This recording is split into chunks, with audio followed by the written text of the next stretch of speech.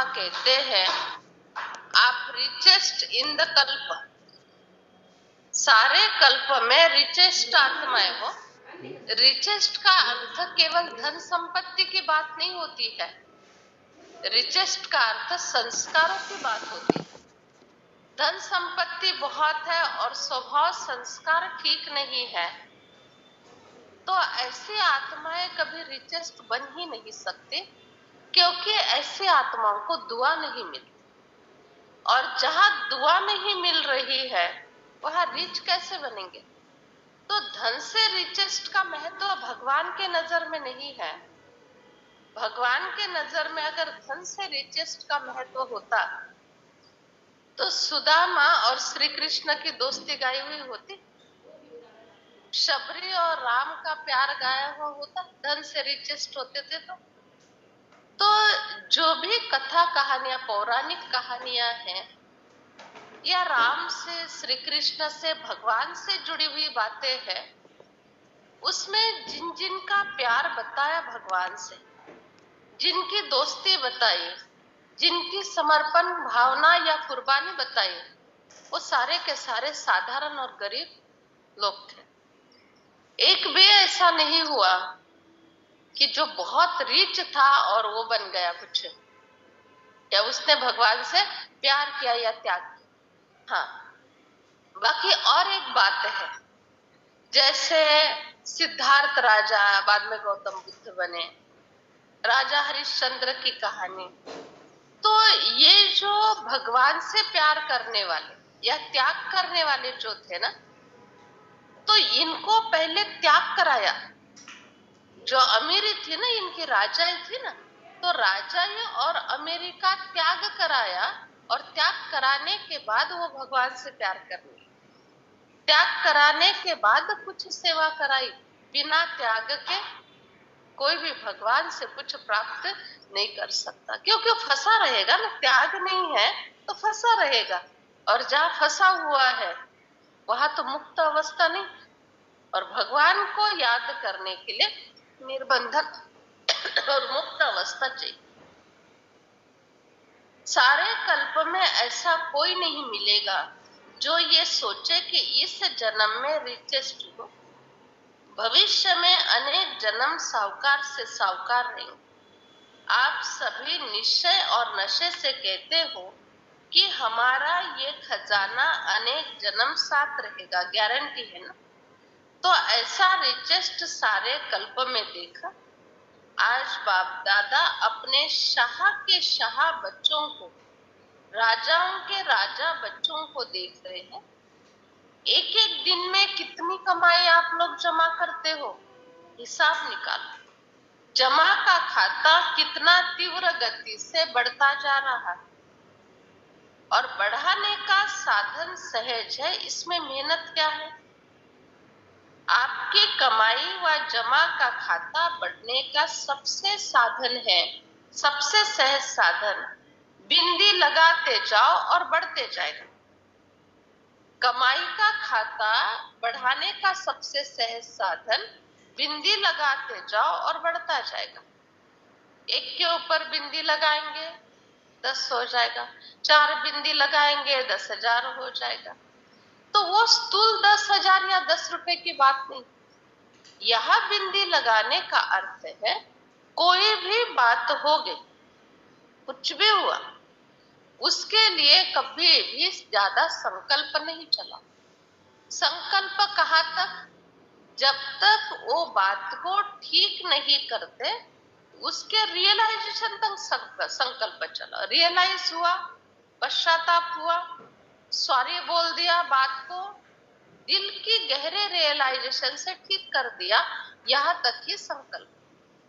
वैसे भी कोई गलती होती है किसी से और सच्चे भावना से रियलाइज करके माफी मांगते हैं, उसके बाद क्या होता है?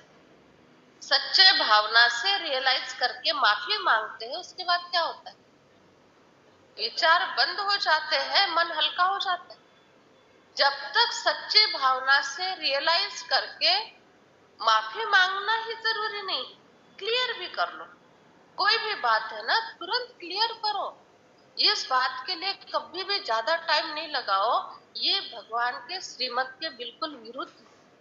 कोई भी बात किसी के लिए मन में है, चाहे गैर समझ है, गलत फहमी है, चाहे कोई बात क्लियर करनी है, चाहे कोई बात में डाउट है, कुछ भी है, तो उसको टाइम लेकर भी क्लियर करना जरूरी है, क्योंकि उसी के बाद ही हमारा समय सफल होगा और हमारा मेडिटेशन होगा। और जब तक बातें क्लियर नहीं होती तब तक मेडिटेशन हो ही नहीं सकता, क्योंकि मन में वही चल रहा है। तो पश्चाताप से हल्के हो जाओ, रियलाइजेशन से हल्के हो जाओ, क्लियर करके हल्के हो जाओ, और ऐसे करते करते हमारा समय फिर सफल हो जाता है। तो इसको कहा जाता है बिंदी लगाते जाना। बिंदी लगाना अर्थात चलो जो हुआ सो हुआ, पास्ट हुआ, फुल स्टॉप, पास्ट हो गया, पास्ट इज पास्ट, बस। तो कमाई का आधार बिंदी है, कोई मात्रा है ही नहीं। क्या, क्यों, कैसे, ऐसे, वैसे, क्वेश्चन मार्क की मात्रा, आश्चर्य की मात्रा, किसी की आवश्यकता नहीं है, क्योंकि आप मास्टर नॉलेजफुल बन गए हो। तो कैसे, ऐसे, वैसे ये शब्द कैसे बोल सकते हो? देखो भगवान ने कितनी अच्छी बात बताई कि क्वेश्चन मार्क की मात्रा, आश्चर्य की मात्रा, किसी की भी आवश्यकता नहीं, क्योंकि आप मास्टर नॉलेजफुल बन गए। इसका अर्थ है कि कभी भी ये प्रश्न नहीं उठाओ ऐसा क्यों हो रहा है, ऐसा भी होता है क्या? आश्चर्य, आश्चर्य लगता है ऐसा होता है, कोई मात्रा नहीं। लेकिन मास्टर नॉलेजफुल बन गए हो, इसका अर्थ आपको पता है ड्रामा की हर सीन फिक्स है। एक बात के ऊपर हमारा पक्का निश्चय होना चाहिए और उसी के आधार से बहुत निश्चिंत रहते हैं। वो निश्चय ये, एक बात इतनी पक्की कर लो, हमारे तरफ से संकल्प में, शब्द में, व्यवहार में कोई भी प्रकार की कमी नहीं रहना चाहिए, ना कोई प्रकार की गलती होनी चाहिए। कोई भी दुर्भावना से कोई कर्म नहीं करो। किसी का बदला लेने की भावना, किसी का अपमान करने की भावना, किसी ने कुछ 10 साल पहले बोला था वो शब्द याद है, आज वो व्यक्ति सामने आया तो भी मूड खराब कर लेने की भावना।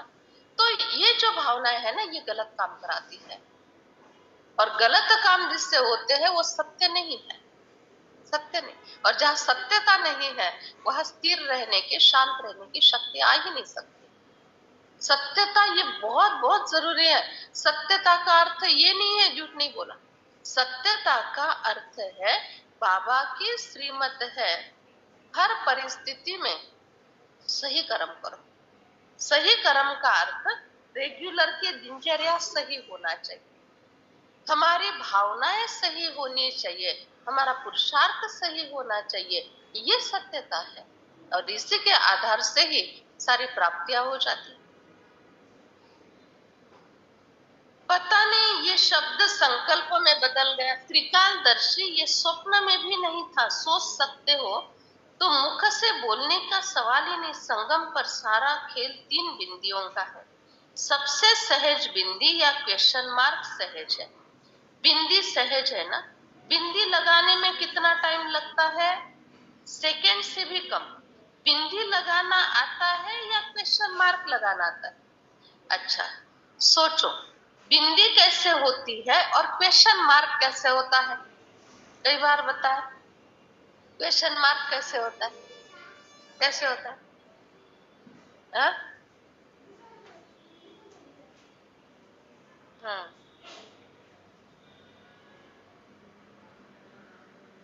हम्म। स्टॉप कर देते तो क्वेश्चन मार्क पूरा हो जाता है, फुल स्टॉप। नोटबुक में कैसे क्वेश्चन मार्क लगाए? नोटबुक में कैसे, पेन से नोटबुक में कैसे क्वेश्चन मार्क लगाए? टेढ़ा होता है। सिर्फ टेढ़ा ही नहीं होता है, कठोरा भी होता है। अभी देखो कैसे, क्वेश्चन मार्क में पहले गोल आता है, ठीक है। गोल का अर्थ है जो भी किसी ने कुछ बोल दिया, कोई गलत काम हुआ, खुद से गलत हुआ, खुद ने कुछ बोल दिया, सारा समय संकल्प चलते रहे, अर्थात गोल गोल गोल गोल उसी में घूमते रहे। फिर क्या हुआ, ऐसा हो जाता है थोड़ा सा, बराबर, संतोष भाई, बराबर है, ऐसा हो जाता है। फिर कहते जाने दो, छोड़ दो ना, योगी नहीं लग रहा है, छोड़ दो, जाने दो। थोड़ा सा झुक जाते हैं, ऐसा होना माना थोड़ा सा झुक जाते हैं। फिर वो व्यक्ति फिर से सामने आते हैं, हाँ इनकी गलती, फिर भी इतना अकड़ के चल रहे हैं, अभी मुझे भी इनके साथ ऐसा चलना।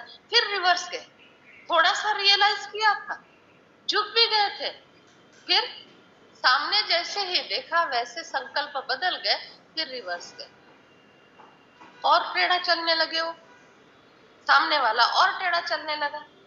तो फिर क्या हुआ, जाने दो, छोड़ो, योग नहीं लगता है, नींद नहीं आती है, दिनचर्या सारी मिस हो रही है, फिर सीधा हो गए।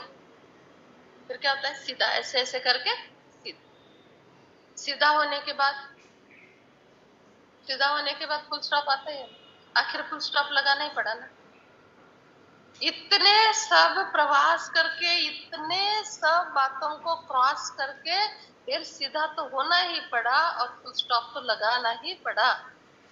तो बाबा कहते हैं इतनी सब बातें करने से अच्छा पहले से ही नीचे की जो फुल स्टॉप की बात है ना, वो पहले से ही लगा दो, ऐसे टेढ़े टेढ़े टेढ़े नहीं होते शॉप, इससे टाइम बहुत वेस्ट होता है। ये जिंदगी नहीं, कुछ भी हुआ इतना भोला और इतना सीधा बन जाओ, जो बात मेरा नुकसान कर रही है, चाहे संकल्प से, चाहे अपने व्यवहार से, कोई भी प्रकार से मेरे शक्तियों की हानि हो रही है, उन बातों को एक थक से छोड़ देना, इसको कहा जाता है बिल्कुल सीधा चलना। और जितना सीधा चलेंगे उतना वो भोलानाथ हम पर प्रसन्न रहेगा, और जितना टेढ़ा टेढ़ा चलेंगे वो कहेंगे मेरा रास्ता सीधा है, तू चल रहा है टेढ़ा टेढ़ा, मैं तुम्हारे रास्ते पर नहीं आ सकता, तुम मेरे रास्ते पर आ जाओ। ये जो दुनिया में डिप्रेशन में जा रहे हैं, या बहुत अंडर प्रेशर जीते हैं, या बहुत तकलीफ में है, टेंशन में रहते हैं, ये इसका कारण यही है, प्रश्न चिन्ह ही कारण है और कोई कारण नहीं इसका। अगर बिंदी के बजाय कोई मात्रा लगाते हैं तो लग जाती है, तो सोचो ज्ञान का खजाना, शक्तियों का खजाना कहाँ चला गया, गुणों का खजाना, संकल्प का खजाना, एनर्जी गई, श्वास संकल्प चले गए, श्वास सफल के बजाय असफल हो गए, समय चला गया, कितना गया, लंबी लिस्ट हो गई। तो ये कभी नहीं सोचो एक दो सेकंड ही तो गया, एक दो घंटे ही तो गए, एक सेकंड आप लोगों ने गवाया, अर्थात एक सेकंड भी कितना भारी होता है इसका अंदाज आप लोगों को नहीं। एक सेकंड कितना भारी होता है, अभी एक सेकंड माना केवल टिक, एक सेकंड में कैसे क्या भारी होता है, बहुत बताओ रुचि, क्या इसके पीछे का रहस्य और विज्ञान हो सकता है? एक सेकंड कितना भारी होता है ये आप लोगों को पता नहीं है।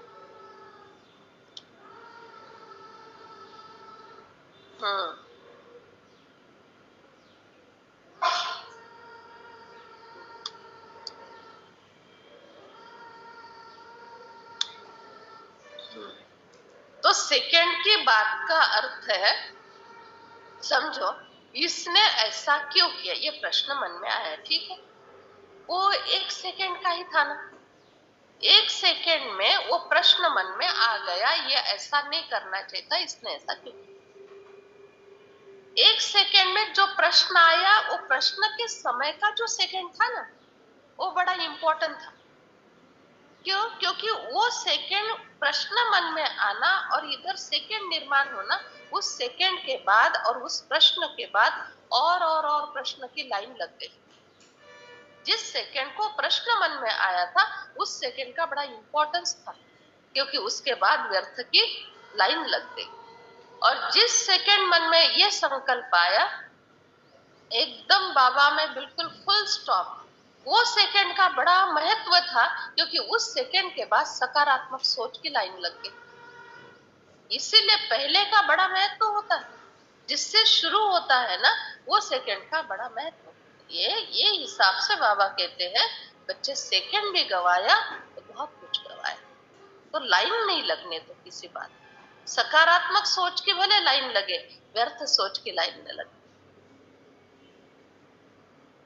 और इतना पक्का कर लो एक बात को, जो भी होता है हमारे कर्म में अगर सच्चाई, हमारे कर्म में सेवा भाव है, हमारे कर्म बाबा को समर्पित है, मन बुद्धि अर्पित है, कुछ भी हमारे साथ हो रहा है, जो कुछ भी हो रहा, इतने राज रहस्य और कल्याण होता है। ये बात 101% पक्का कर लो। अगर हमारे कर्म में, व्यवहार में, भाव में, सेवा में, पुरुषार्थ में कोई कमी है, तो फिर हमको डर रहेगा, ये क्या हो रहा है, ये कैसे हो रहा है, ये नहीं होना चाहिए था। नहीं, अगर हमारे कर्म परफेक्ट है, एटलीस्ट 90% तो भी परफेक्ट है, तो भी हमारा कोई ना कोई कल्याण है। हर बात में कोई ना कोई रहस्य समाये और डर नहीं लगेगा। ऐसे व्यक्तियों को कभी डर नहीं लगता क्या होगा, कैसे होगा। जो होगा ना वो बहुत कल्याणकारी होगा, और वही मेरे लिए ठीक होगा। जो होगा वो मेरे लिए ठीक होगा, कल्याणकारी होगा। बस ऐसे मंत्र बोलते जा और स्वीकार कर लेना। क्या है एक जिंदगी चलाना और एक पेट भरना, और वो भी भगवान भरा रहे हैं।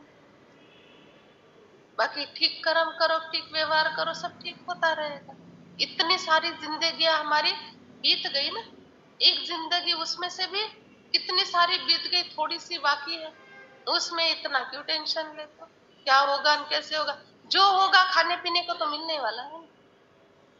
जो भी होगा सुरक्षित तो रहेंगे ना बाबा के छत्र छाया के अंदर। जो भी होगा बाबा को याद तो करते रहेंगे, भूलेंगे तो कभी नहीं जिंदगी में। भूलकर तो सुखी नहीं रह सकोगे। ये सब होने ही वाला है ना, फिर क्यों टेंशन, क्यों चिंता? याद होगी, छत्र छाया मिलेगी, वरदान मिलते रहेंगे, रोटी टुकड़ा मिलता रहेगा, बस ठीक है। इतनी सी जिंदगी बिताने के लिए इतना काफी।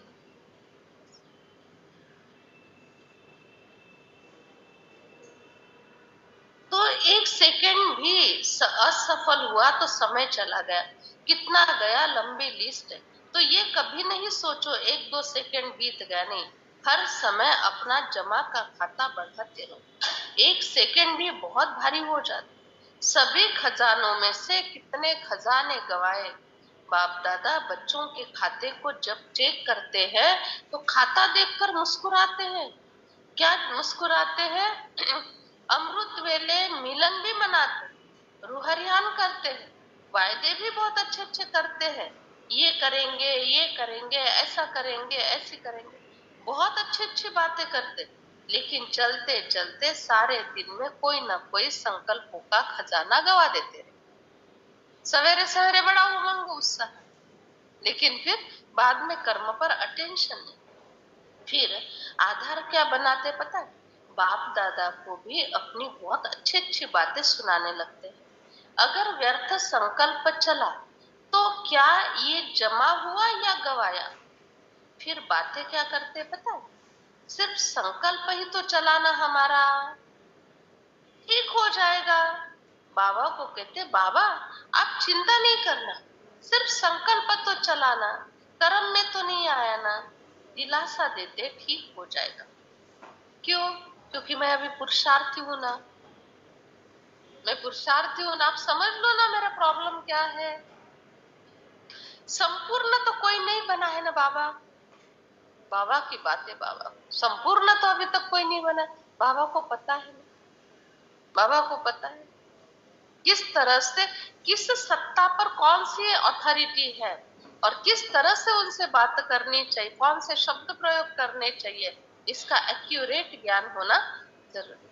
मैं संतोष दीदी के आगे बहुत बड़बड़ करती रहूं, मुझे कोई फैसिलिटी और निर्णय मिलेगा नहीं। दीदी के सामने वकीली पॉइंट के 4 ही बातें बोलनी पड़ेगी। बसंती दीदी के सामने वकीली पॉइंट के 4-8 ही बातें बोलनी पड़ेगी। बाकी बाकी ऐसे कितना भी किसी से बातचीत कर सकते, पूजा बहन से कितनी भी बातचीत कर सकती, बहनों से कितनी भी बातचीत कर सकते हो। क्यों? वो समान ऐसा है। तो बड़ों के हिसाब से ही बड़ों के साथ चलना पड़ेगा।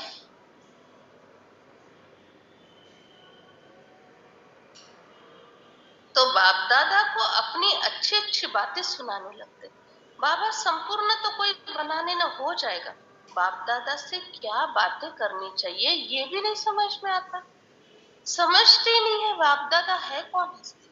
कहते हैं ये गा गा का गीत सारे दिन में बहुत सुनते हैं, लेकिन ये गा गा गा कब तक चलेगा। गा गा गा माना हो जाएगा, कर ही लेंगे, क्या अंत तक संपूर्ण नहीं बनना है। बहुत काल के अभ्यास से बहुत काल का वर्षा मिलेगा। संपूर्ण वर्षा चाहते हो कि अधूरा चाहते हो। पूरे पुरुषार्थ में अधूरा पुरुषार्थ चलेगा क्या? तो पुरुषार्थ के समय तो करेंगे, देखेंगे, बनेंगे, कर ही लेंगे, हो ही जाएगा, ये सोचते हो। और प्राप्तियों के समय ये करेंगे, तो उसमें संपूर्ण प्राप्ति चाहिए, संपूर्ण वर्षा चाहिए। ये लक्ष्मी नारायण बनने में हाथ उठा। मालूम भी है लक्ष्मी नारायण की 8 गद्दियां चलेगी, लेकिन हाथ तो लक्ष्मी नारायण में उठाते हो ना। तो लक्ष्मी नारायण का अर्थ है नंबर 1 पास हो जाए। हिम्मत अच्छी है, हिम्मत वाले को मदद मिलती है। सिर्फ पुरुषार्थ के समय भी जैसे बाबा के आगे संकल्प करते हो, वैसे ही ये बोल और कर्म में। बाप दादा ने देखा समय के खजाने का महत्व जितना रखना चाहिए उतना बच्चे नहीं रखते। एक दिन का भी चार्ट चेक करे तो मेजॉरिटी समय बहुत बहुत वेस्ट खाते में जाता हुआ दिखता। द्वापर काल से व्यर्थ सुनने, देखने, सोचने की आदत न चाहते हुए भी आकर्षित कर लेती है, और इस कारण समय का खजाना वेस्ट के खाते में चला जाता है। पहले भी सुनाया था कि आप लोगों के जीवन में 1 सेकेंड का भी बहुत बहुत महत्व है। दूसरी बात, मेजॉरिटी व्यर्थ बोल में समय बहुत वेस्ट करते। 1 घंटे के अंदर चेक करो जो भी बोल बोला, हर बोल में आत्मिक भाव और शुभ भावना रही। बोल से भाव और भावना दोनों अनुभव होती है। कावश ठीक कर। बोल से भाव और भावना सब ठीक होती है। अगर हर बोल में शुभ भावना, श्रेष्ठ भावना नहीं, तो अवश्य माया की भावनाएं, वो तो अनेक है। ईर्ष्या, हसद, घृणा, ये भावनाएं चाहे किसी भी परसेंटेज में समाई हुई होती है। कई बार बोल में टेप रिकॉर्ड बाबा सुनते हैं। टेप रिकॉर्ड अर्थात बाबा के पास सेटिंग है, क्या क्या बोला था। हर बोल का सारी नहीं होता। कई बार कहते भी हैं मेरी भावना, मेरा भाव खराब नहीं था, लेकिन मेरे मुख से निकल गया, मैंने बोल दिया। लेकिन जिस बोल में आत्मिक भाव और शुभ भावना नहीं, वो आपका किस खाते में जमा हो गया। मेरे बोल का भाव ये नहीं था, मेरी ये भावना नहीं थी, इसका मतलब ही सोच विचार करने की समझ नहीं है। इसका मतलब ही रेगुलर रूटीन में ठीक से चलने की बात नहीं है। मेरा भाव नहीं था और बोल निकल गया, ऐसा नहीं हो सकता है। आज नहीं था, कभी तो बीज बोया था भाव का और भावना का, तो उस समय वो मन में रहा था, आज मुख से निकल। उस समय मन में दबा के रखा था और बात टल गई थी, बात हट गई थी, और आज वो बोल निकल गया क्योंकि बीज पड़ा था उसका। ऐसा है। तो कोई भी बात करने के पहले, बोलने के पहले सोच लो कि भाव और भावना ये होवे नहीं होवे, लेकिन गंभीरता की निशानी है, एक समझदार की निशानी है। कोई भी भाव और भावना प्रकट करने के पहले शब्द प्रयोग भी सोच ले।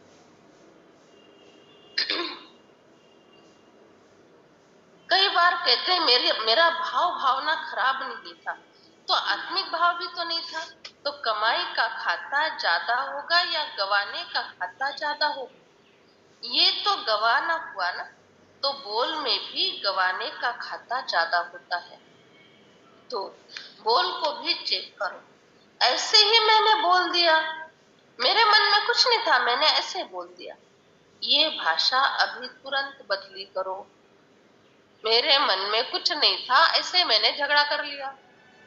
मन में कुछ नहीं था, ऐसे ही बोल दिया। मन में कुछ नहीं था तो बोल निकल नहीं सकता, क्योंकि मन ही आगे शब्दों को प्रेशर देने का इंजन है।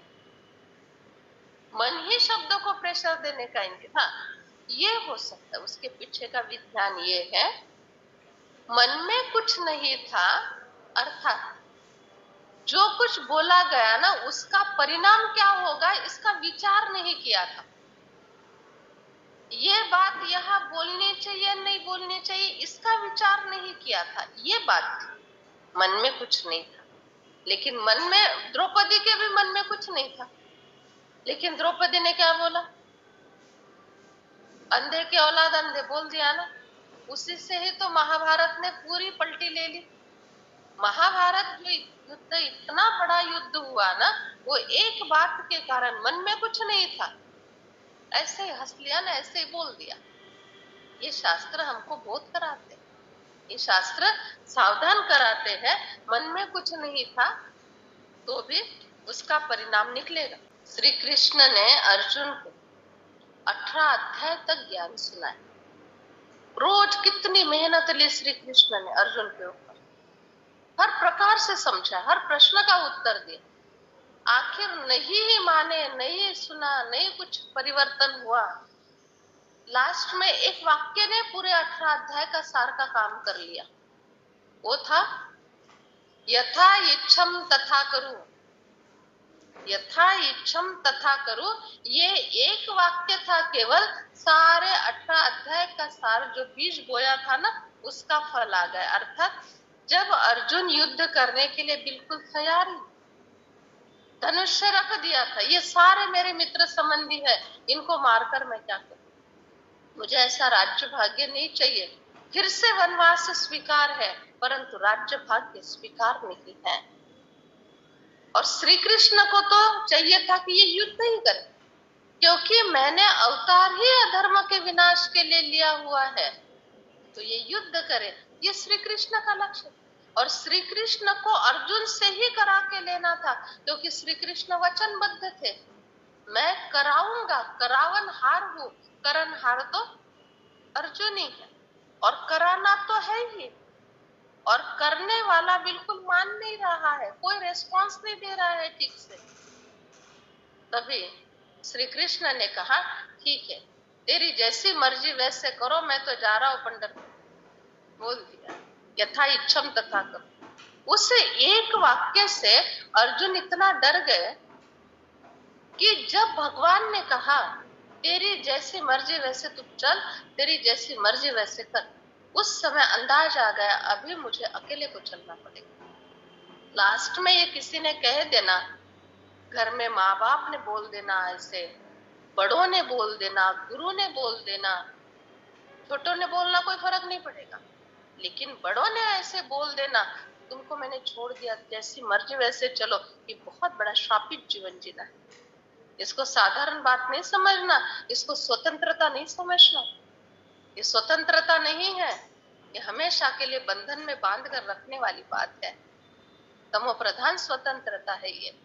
तो जैसे श्री कृष्ण का कहा, अर्जुन डर गया और अर्जुन ने फिर धनुष्य उठाकर युद्ध करना शुरू कर दिया। लेकिन पहले क्या कर्तव्य था? बहुत समझाने का ही कर्तव्य किया, लेकिन लास्ट में छोड़ देने का निर्णय लिया। और जैसे अर्जुन ठीक हो गए, फिर से श्री कृष्ण झुक गए, कोई बात नहीं। क्यों? क्योंकि श्री कृष्ण को युद्ध कराना ही था। अर्जुन करे ना, तो भगवान को भी कई बार पीछे आना पड़ता है, भगवान को भी कई बार झुकना पड़ता है। और यही कोई एखादा अहंकारी इंसान होता तो नाही, आता वेळ निघून गेली, आता मला तुम्ही कोणी चढवू शकत नाही, आता मी चाललो, ऐसे ऐसे कह के भले कितना भी नुकसान हो जाए, लेकिन कभी पीछे नहीं हटता। और भगवान को पता था यहाँ भी पीछे हटना मेरा, यहाँ थोड़ा सा मैंने नम्रता ले लेना, ये सभी के कल्याण के प्रति रहेगा।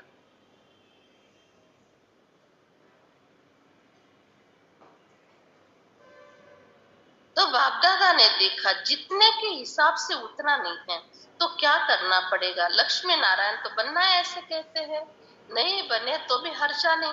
पहले जन्म से लेकर श्रेष्ठ प्रारब्ध पानी है कि दूसरे तीसरे जन्म से लेकर, पहले जन्म में नहीं आओ, दूसरे तीसरे जन्म में आओ, पसंद है नहीं है ना। तो इतना जमा का खाता बढ़ा हुआ है। अगर खाता कम जमा होगा तो प्रारब्ध में क्या खाएंगे, उतना ही खाएंगे जितना जमा किया। फिर दान पुण्य कैसे करेंगे द्वापार के बाद। समझो इतना सा हमारा एक गठड़ा है, उसमें से 84 गठड़े बनाने हैं। इतने छोटे छोटे छोटे छोटे बनेंगे ना, बेर जितने, छोटा बेर जितने। और गठड़ा इतना बड़ा है, उसमें से 84 हिस्से करने हैं तो बड़ी बड़ी साइज हो जाएगी। ऐसे तो बड़ी साइज अर्थात खुद भी अच्छी तरह से चल रहे हैं, खुद का परिवार भी अच्छी तरह से चल रहा है और दान पुण्य हो रहा है, अर्थात आगे के लिए जमा भी हो रहा है।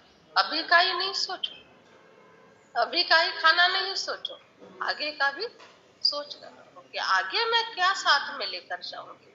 यहाँ का तो यहाँ ही ले जाना है, यहाँ ही रह जाना है सारा, लेकिन ले जाना है जो सूक्ष्म में बड़े भाव और भावना से सफल किया, तन मन धन जन। आज बाप दादा सभी के जमा के खाते देख रहे थे। दूसरों को समय का महत्व बहुत सुनाते हैं, संगम की महिमा कितनी अच्छी करते हैं, तो स्वयं भी सदा समय के महत्व को सामने, समय के पहले अपने श्रेष्ठ भाग्य के आधार से प्राप्तियों का खाता फुल जमा करो। संगम युग के समय की विशेषता है तीनों रूप की प्राप्ति। एक वर्षे के रूप में, दूसरा पढ़ाई सोर्स ऑफ इनकम है तो पढ़ाई के प्राप्ति के आधार से, और तीसरा वरदान के रूप में। वर्षा भी है, इनकम भी है और वरदान भी है। प्राप्ति बहुत भारी है, बहुत बड़ी है, सिर्फ संभालने वाले बनो। इतनी जबरदस्त प्राप्ति और इनकम है आप लोगों का, बात मत पूछो। इनकम का अर्थ है धन का इनकम नहीं है, उसकी कोई वैल्यू नहीं भगवान के नजर में। दुआओं का इनकम, दुआओं का तो इनकम होता है, इसीलिए तो कहा जाता है ना, दुआओं से धन मिल सकता है, लेकिन धन से दुआएं मिले ही ये गारंटी नहीं। दुआएं होगी धन आ जाएगा, धन होगा दुआएं आएगी, लेकिन वो धन अगर अच्छे कार्य में लगा, किसी की सेवा में लगा, तो उससे दुआएं आ जाएगी। लेकिन वही धन अगर अहंकार के काम में आए तो उससे कितनी बददुआएं मिलेगी। वही धन अगर व्यसन विकार में लग गया तो जीवन बर्बाद हो जाएगा। तो इसीलिए तो धन को माया कहा जाता है। कहते हैं ना, धन को माया कहा। माया का अर्थ है जिन्होंने भी धन का ज्यादातर उपयोग किया।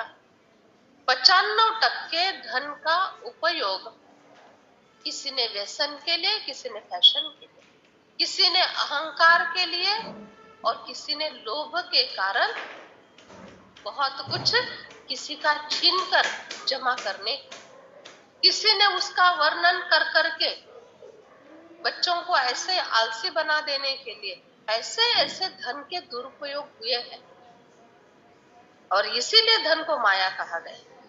लेकिन बाबा के ज्ञान में आने के बाद बाबा कहते धन माया नहीं है, धन एक जबरदस्त शक्ति है, और वो धन की शक्ति का भी बड़ा महत्व है। जैसे तन की शक्ति आप ईश्वरीय कार्य में लगाते हो, मन की शक्ति ईश्वरीय कार्य में लगाते हो, वैसे धन की शक्ति भी स्वर्ग बनाने के कार्य में मददगार बन जाती है। जैसे ये भवन नहीं बनता, यहाँ हॉल नहीं होता, कोई माइक नहीं खरीद के देता, कोई मोबाइल नहीं खरीद के देता, कोई ऑनलाइन का जो भी चल रहा है अपना जो भी पेमेंट करना पड़ता वो नहीं करता, ये सारी सुविधाएं नहीं होती। आप लोग कैसे ज्ञान सुनते? कहाँ आते, कहाँ बैठते, कहाँ भोग बनता, कहाँ गुरुवार की टोली लेते, नहीं कुछ हो सकता था।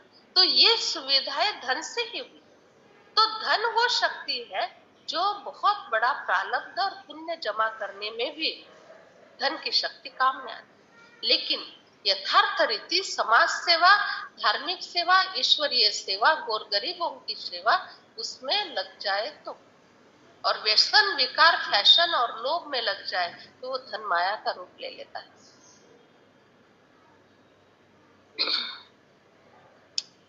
संगम युग की महिमा बहुत अच्छी है, तो स्वयं ही सदा समय के महत्व को सामने रखो। समय के पहले अपने श्रेष्ठ भाग्य के आधार से प्राप्तियों का खाता फुल जमा करो। संगम युग की विशेषता है वरदान भी है और बेहद का वरदान है। कभी सोचा था कि रोज भगवान का वरदान मिलेगा? इतने वरदान किसी को भी कभी नहीं मिल सकते। आप कहते हो हमारा अधिकार, वर्षे पर, पढ़ाई पर, वरदान पर, छोटी बात नहीं है, ये बहुत बड़ी बात है।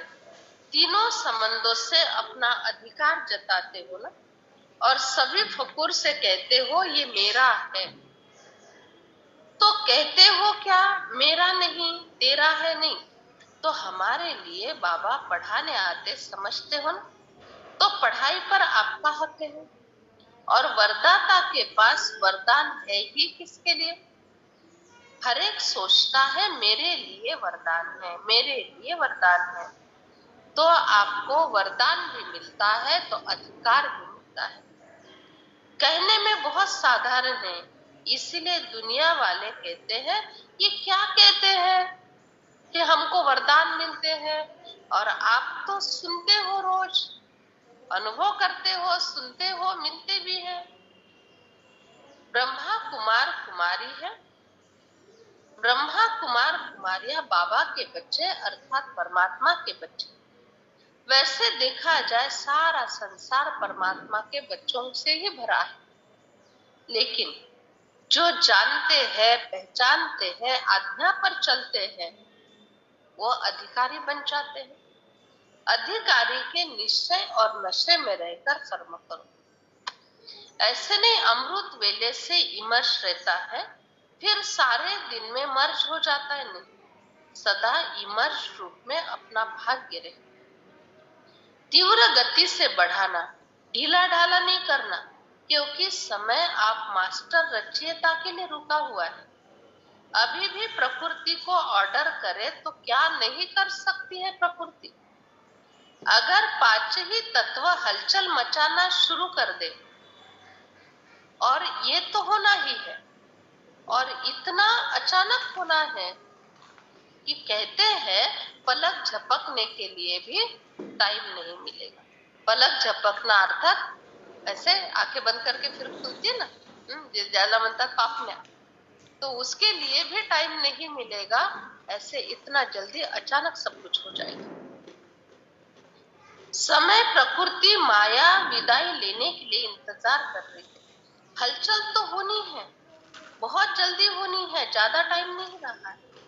देखो, पांच तत्व जब हलचल मचाना शुरू कर देंगे तो कितना दिन लगेगा और कितना टाइम लगेगा विनाश के लिए। अग्नि, वायु, आकाश, पृथ्वी, जल, ये पांचों तत्वों ने हलचल मचाना शुरू कर दिया। कितना टाइम लगेगा सब खत्म होने के लिए? किल्लारी में कितना टाइम लगा? पूरी किल्लारी अंदर चली गई। कुछ समय के बाद पोस्टमैन गया, देखा गांव ही नहीं, जमीन ही, पूरी जमीन, यहाँ वहां से सिर्फ जमीन दिखाई दे रही थी, गांव पूरा अंदर चला गया। 1.5 मिनट के अंदर, 70 सेकंड के अंदर सब कुछ खत्म। 70 सेकंड में जमाने के लिए, कमाने के लिए 70 जन्म लगे होंगे। 70 सेकंड में प्रकृति खत्म कर देती। सोचो ना प्रकृति की कितनी ताकत। अरबों मनुष्यों को आज ऑक्सीजन दे रही है, पानी दे रही है। कोई बिना पानी का रह रहा है? मिल रहा है ना। पानी तो हम बना नहीं रहे घर में, प्रकृति दे रही है। और इतना विशाल सागर है, कहते हैं 71% पानी, 29% जमीन है। पीने जितने पानी की व्यवस्था केवल 3% है, और केवल 3% पानी की व्यवस्था में सारा संसार पल रहा है। विचार करो 3% में कितनी ताकत है। 3% पानी से सारा संसार पल रहा है, तो एक पानी की लहर से सारा संसार खत्म नहीं हो सकता है। इतनी ताकत है जल में, अग्नि में, धरती में, सब में ताकत। तो इसीलिए आज बाबा ने कहा एक सेकंड भी व्यर्थ नहीं दो। कौन सा सेकंड, कब लास्ट सेकंड आ जाए ये पता नहीं। ऐसे नहीं समझना कल करेंगे, परसों करेंगे, 2 साल बाद करेंगे, 4 साल बाद, नहीं होगा। जो कुछ भी अभी पुरुषार्थ कर लिया, दृढ़ संकल्प कर लिया, योग लगाकर शक्तियां प्राप्त कर ली, अभी का सेकंड हमारे हाथ में बात कर। माया भी देखती है ये तैयार नहीं है तो चांस देती है। प्रकृति को ऑर्डर करें, प्रकृति के लिए आप लोग तैयार हो, ऑर्डर करे कि ज्ञान सरोवर तैयार हो जाए कि पीछे ऑर्डर करे। ऐसे एवर रेडी हो कि रेडी हो। ज्ञान सरोवर तैयार होना है वो तो हो ही जाएगा। ऐसा नहीं ज्ञान सरोवर तैयार हो जाएगा उसके बाद विनाश होगा, नहीं। कभी भी कुछ भी हो सकता है। विनाश को आना है तो वो थोड़ी इंतजार करेगा। इनका ज्ञान सरोवर बनना बाकी है, इनका मान सरोवर बनना बाकी है, इसलिए मैं रुक जाऊं, ये तो चलता ही रहेगा। ज्ञान सरोवर बनेगा, फिर मान सरोवर बनेगा, शांति सरोवर बनेगा, बनते ही जाएंगे। जब तक विनाश नहीं होता है तब तक सेवा के कार्य की चैन रुकने वाली नहीं है, आखिरी घड़ी तक भी, क्योंकि भगवान का आदेश है। आज हमको लगता है इतना बड़ा ये हॉल है, नहीं, कल तो यहाँ खड़ा रहने के लिए भी जगह नहीं मिलने वाली है। यहाँ पर भी मेरे आसपास आकर बैठ जाएंगे, नहीं, ऐसा ही है ना। तो भगवान त्रिकालदर्शी है, तो कल का भविष्य बता रहे हैं कि इसीलिए ठीक है, सेवा करते जाओ, करते जाओ, स्थान बढ़ाते जाओ, सेवा करो। लेकिन कोई भी क्षण आखिरी क्षण हो सकता है, ये भावना रखकर सेवा करो, क्योंकि हम केवल सेवा के लिए ही सब कर रहे हैं। और सेवा जैसे जिस सेकंड सेवा पूरी हो जाएगी, सेवा के सारे साधन खत्म हो जाएंगे, जरूरत ही नहीं ना। सेवा पूरी हो गई, साधन पूरे हो गए। जैसे प्रवास पूरा हो गया तो गाड़ी के ड्राइवर से, गाड़ी से रिश्ता टूट गया, वैसे ही सेवा पूरी हो गई, शरीर से और देहधारियों से रिश्ता टूट गया, चले गए हम अपने घर।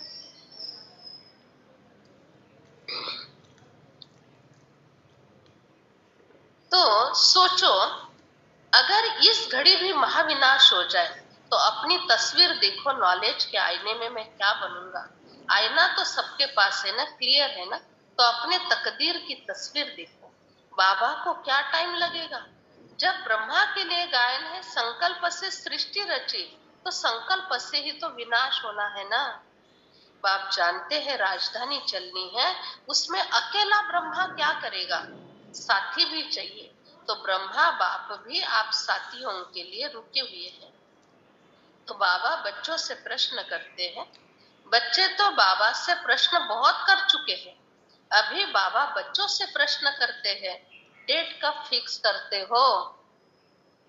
बताओ, डेट कब फिक्स करते हो, विनाश की डेट कब फिक्स करते हो संतोष भाई। विनाश की डेट कब फिक्स करते हो, भगवान खुश रहे। डेट फिक्स कर सकोगे आप, डेट फिक्स करो, इसका भी मुहूर्त है, लेकिन वो डेट आप फिक्स नहीं कर पाओगे।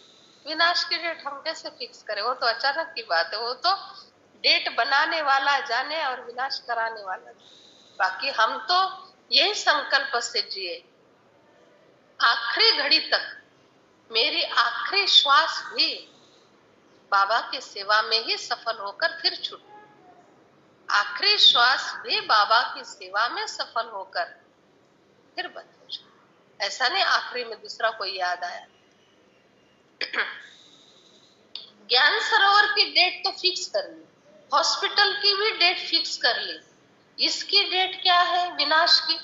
हॉस्पिटल में ना, हॉस्पिटल की ओपनिंग की डेट उसी समय बना ना, 90 में ही बना, ज्ञान सरोवर भी 90 में बना, 90 में। ये फिक्स करो, बाप को नहीं करनी है। बाप ने आप बच्चों को हाथ में दे दिया है, कोई काम तो आप करेंगे ना, सब बाप ही करेगा क्या। इसीलिए विनाश की डेट आप फिक्स करो।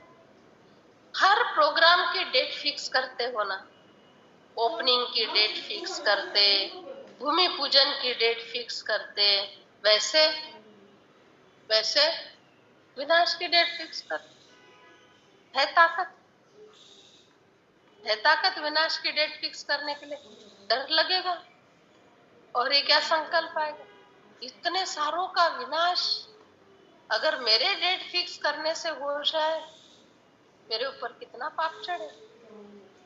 हमको इन झंझटों में नहीं जाना है, बाबा जाने जिसके ऊपर कोई बोझ नहीं चढ़ता है और इस सृष्टि का परिवर्तन चले।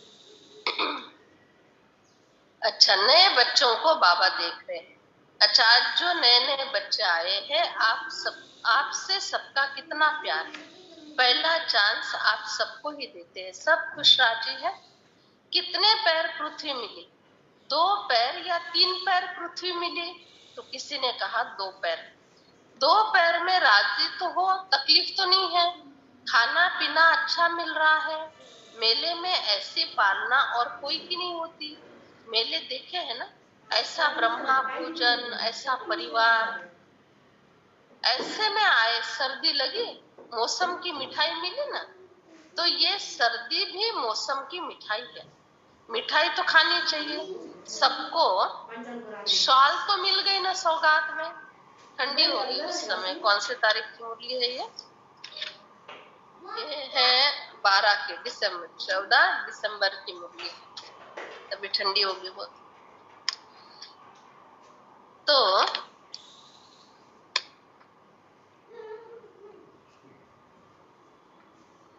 तो ये सर्दी की भी मिठाई, शॉले तो मिल गई ना। कोई मेले में सौगात मिलती है या खाली होकर जाते। अच्छा, नयों की दिल पूरी हो गई, मधुबन देख लिया, पहले स्वप्न में था, अभी साकार हो गया। कितना भी स्थान बढ़ाएंगे, कितना भी बढ़ाते जाओ, कम ही होना है। क्यों? सोचो, 9 लाख जमा हुए और पहले जन्म की ही केवल 9 लाख संख्या है। 9 लाख भी इकट्ठा आपके पास आ गए, बताओ कहाँ रखोगे, कहाँ उनके लिए बाबा के अवतरण का क्लास होगा। 9 लाख केवल। अभी तो 20-25 हजार आते हैं, डायमंड हॉल फुल हो जाता है। आशिया खंड का सबसे बड़ा हॉल ब्रह्मा कुमारी, इसका डायमंड हॉल पूरा नहीं पड़ रहा है, कॉन्फ्रेंस हॉल में बिठाया जाता है, कॉन्फ्रेंस हॉल फुल हो जाता है उसी समय। एक समय में 4-5 जगह पर प्रोग्राम लाइव दिखाए जाते हैं, बड़ा स्क्रीन लगाया जाता है बगीचे में, ओपन स्पेस में, वो भी फुल। फिर जहां जहां संगठन छोटे छोटे बनाकर उनको बैठने के लिए बोल रहे हैं। तो ये होना है आगे चल।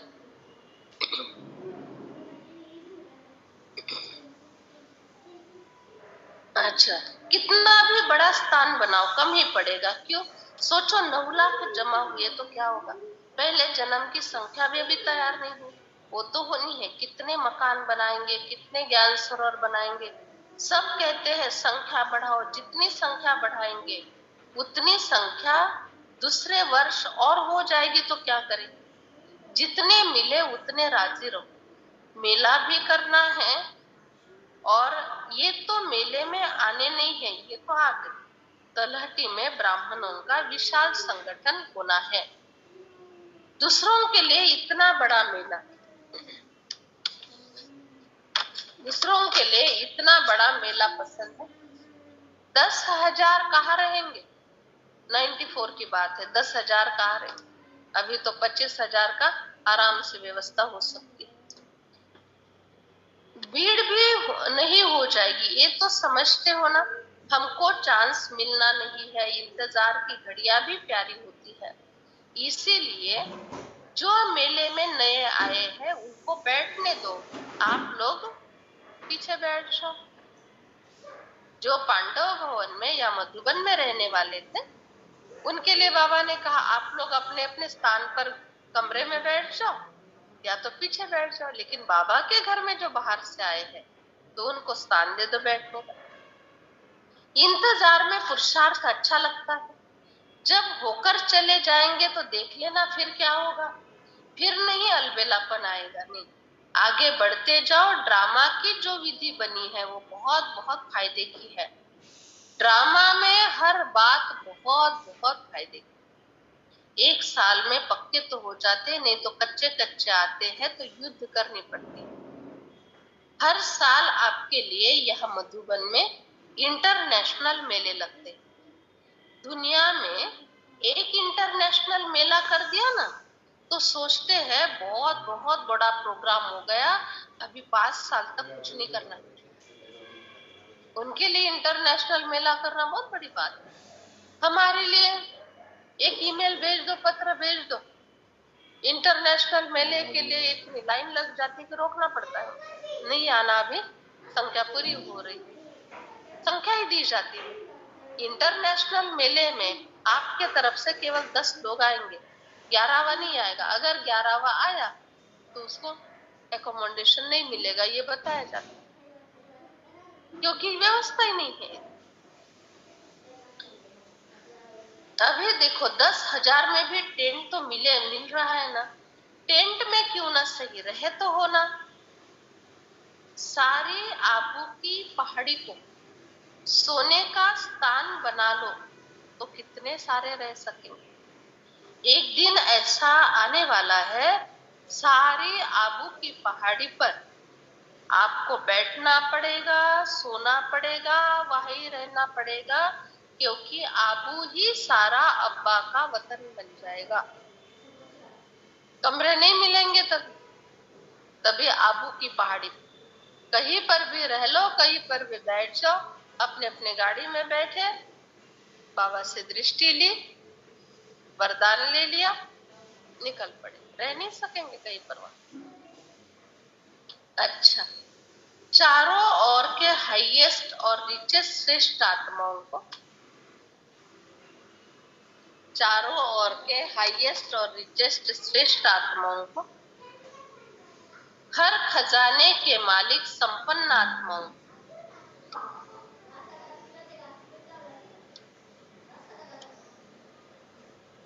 सदा स्वयं को एवर रेडी बनाने वाले,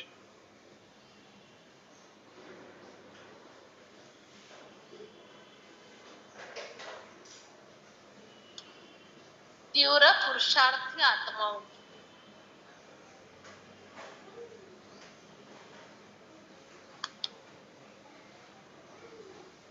सदा समय संकल्प बोल द्वारा, सदा समय संकल्प बोल द्वारा श्रेष्ठ कमाई का खाता जमा करने वाले,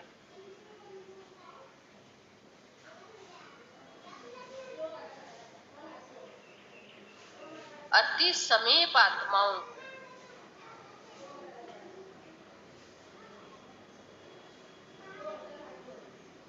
बाप दादा का याद प्यार और नमस्ते। रूहानी बच्चों के रूहानी माता बाप दादा को याद प्यार नमस्ते। बहुत बहुत दादी जी से मुलाकात। सब सहज चल रहा है ना, मेला चल रहा है या खेल चल रहा है?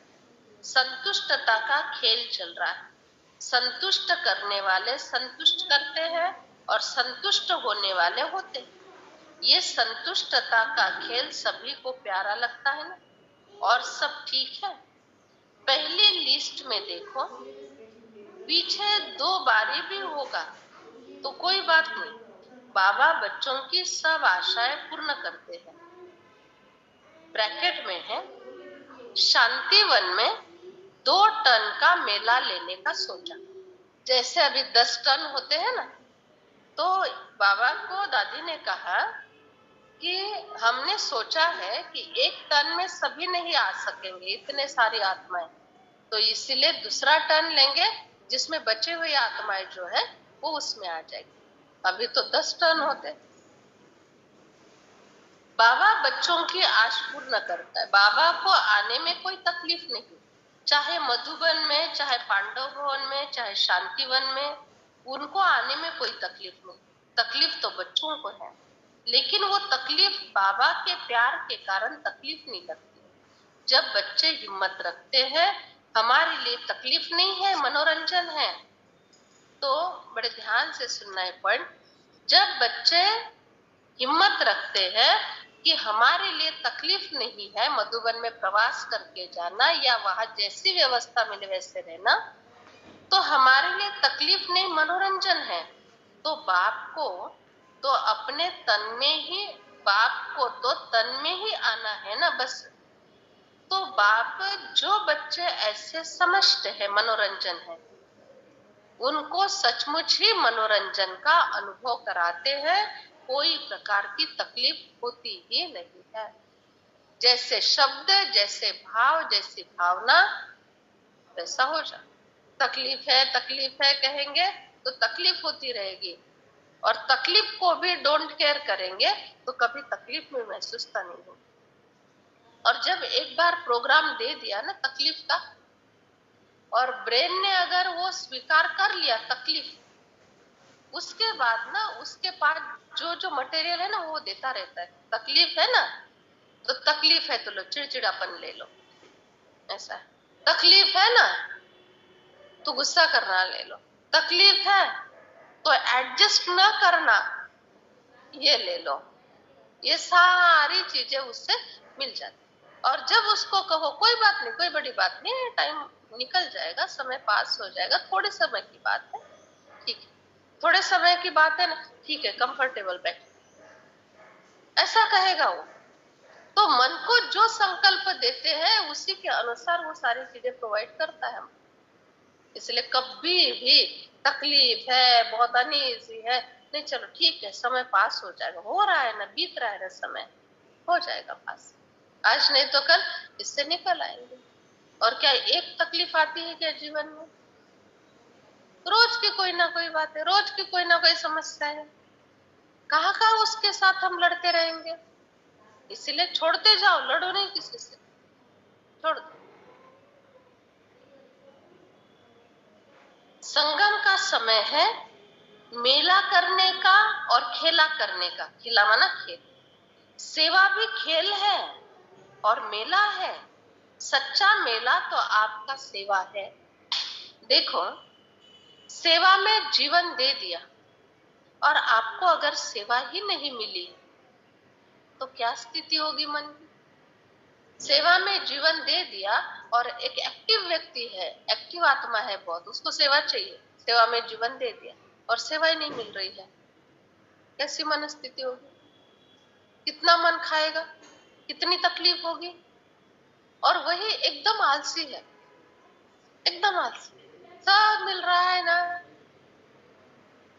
उसने भी सेवा में जीवन दे दिया, उसको कितना आराम मिलेगा। लेकिन ये जो आराम है ना, ये आराम आगे चल के उसके लिए कांटे बन जाते। और आज जो कष्ट है वो कष्ट आगे चलकर उसको सोने के महल दिलाते हैं। इसलिए सेवा में आराम नहीं, राम की सेवा में आराम नहीं। आराम नहीं इसका मतलब ये भी नहीं कि शरीर का ध्यान नहीं रखना, नहीं, बैलेंस रखे फिर सेवा करे तो जिंदगी भर करते रहे। सेवा आप लोगों के लिए खेल है, सेवा ही मनोरंजन का साधन है। बाकी आपके लिए मनोरंजन के साधन ये दुनिया वालों के जैसे नहीं है। मेले में चले जाओ, दुनिया के मेले में चले जाओ, ये आपके लिए मनोरंजन का साधन है कि सजा का साधन? दुनिया के मेले हैं, वो मेरी गो राउंड होता है, झूले होते हैं, क्या क्या होता है, पुगे पुंगिया तो वो सब हमारे लिए सुख के साधन है क्या? हमारे लिए वो तो शर्म के साधन है। और शर्म आएगी वो दुनिया के झूले में बैठना आदि आदि, और खिलौने से खेलना नहीं। तो आप लोगों का मेला माना सेवा ही, और कोई भी प्रकार से आपका मेला नहीं हो सकता। तो सेवा करो और खेल खेलो। खेल खेलते जाना माना सेवा करते जाना, और सेवा करते जाना माना खेल खेलते जाना। और क्या चाहिए आप लोगों को? खाओ पियो ब्रह्मा भोजन खाओ, लेकिन सेवा से मेवा प्राप्त कर लो, और सेवा को खेल समझकर वही आपका मेला है, ऐसे ही जीवन बिताना। सेवा को खेल समझना, टेंशन नहीं लेना सेवा का, सेवा हो जाएगी। जितना लाइट रहेंगे ना उतना सेवा फास्ट होगी और क्वालिटी की होगी, और जितना भारी रहेंगे उतनी सेवा करने के पहले ही भारीपन में सारी ताकत चली जाएगी। कहां से सेवा करेंगे? लाइट पुरुषार्थ कर रहे हैं, तपस्या कर रहे हैं, सेवा भी कर रहे हैं और बाबा में स्थित, बस। अच्छा, ओम शांति। वरदान। बाबा शब्द डायमंड चाबी द्वारा, बाबा शब्द की डायमंड चाबी द्वारा सर्व खजाने प्राप्त करने वाले, बाबा शब्द की डायमंड चाबी द्वारा सर्व खजाने प्राप्त करने वाले परम स्नेही भव, परम स्नेही भव। जो परमात्मा स्नेही बच्चे हैं उन्हें बाप दादा एक डायमंड शब्द की बहुत बढ़िया सौगात देते हैं। वो शब्द है बाबा। इस चाबी को सदा साथ रखो तो सर्व खजाने की प्राप्ति होगी। इस चाबी की चैन है। चाबी को की चैन तो चाहिए ना, चाबी की चैन है सदा सर्व संबंध के स्मृति स्वरूप रहना, साथ साथ प्रतिज्ञा के कंगन और सर्व श्रृंगारों से सजे रहना, विश्व के आगे फरिश्ते रूप व देव रूप में आपको प्रख्यात होना है। स्लोगन। बीती को पास करके बाबा के पास रहो, बीती को पास करके बाबा के पास रहो,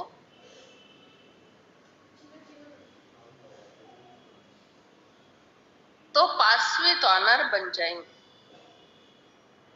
तो पासवित ऑनर बन जाएंगे। स्लोगन है, स्लोगन हो गया, सूचना है। आज तीसरा रविवार है और सभी राजयोगी तपस्वी भाई बहनें शाम को 6:30 से 7:30 बजे तक विशेष योग अभ्यास के समय मैं मास्टर सर्वशक्तिवान के शक्तिशाली स्वरूप में स्थित हूँ और सर्व शक्तियों का महादान कर रहा हूँ। दुखियों की पुकार सुने और दुखियों पर उपकार करे, इस स्थिति में सभी को बैठना है। मैं मास्टर सर्वशक्तिवान हूँ और सर्व शक्तियों से सर्व की पुकार सुनकर उन पर उपकार करना है और दुखियों पर उपकार करना है।